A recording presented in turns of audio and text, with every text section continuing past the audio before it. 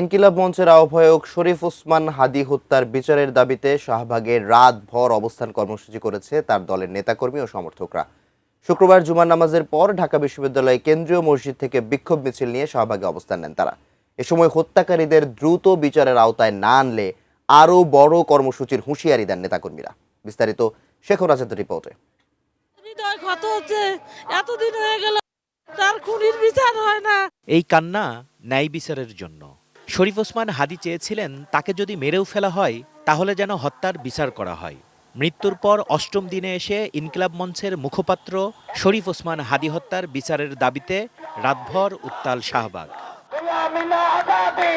শুক্রবার জুমার নামাজের পর ইনকিলাব মঞ্চের নেতাকর্মী ও সাধারণ শিক্ষার্থীরা ঢাকা বিশ্ববিদ্যালয়ের কেন্দ্রীয় মসজিদ থেকে বিক্ষোভ মিছিল নিয়ে শাহবাগে এসে অবস্থান নেন। দিন পেরিয়ে সারা রাত ধরে চলা এই অবস্থান কর্মসূচিতে অংশ নেয় নারী, শিশু সহ নানা শ্রেণী পেশার মানুষ।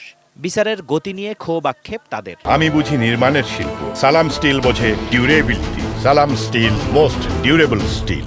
আমাদের যে স্পেশাল বাহিনী আছে বাংলাদেশের, ওনারা যদি ইচ্ছা করে 24 ঘন্টার মধ্যে হাদির খুনি ধরা সম্ভব। হাদির খুনি তোর প্রযুক্তির বাইরে না, উনি একজন মানুষ, হয়তো কোনো জায়গায় লুকিয়ে আছে। ওর তার বিচার চাইতে আসছি, ওর উপর ওর দিয়ে শুরু হোক ইনসাফের যে রাষ্ট্র হবে ওটা ইনসাফ দিয়ে ওর প্রতি ইনসাফ করে আমরা এটা শুরু হোক, বাংলাদেশ থেকে শুরু হোক, এটা আমরা চাই।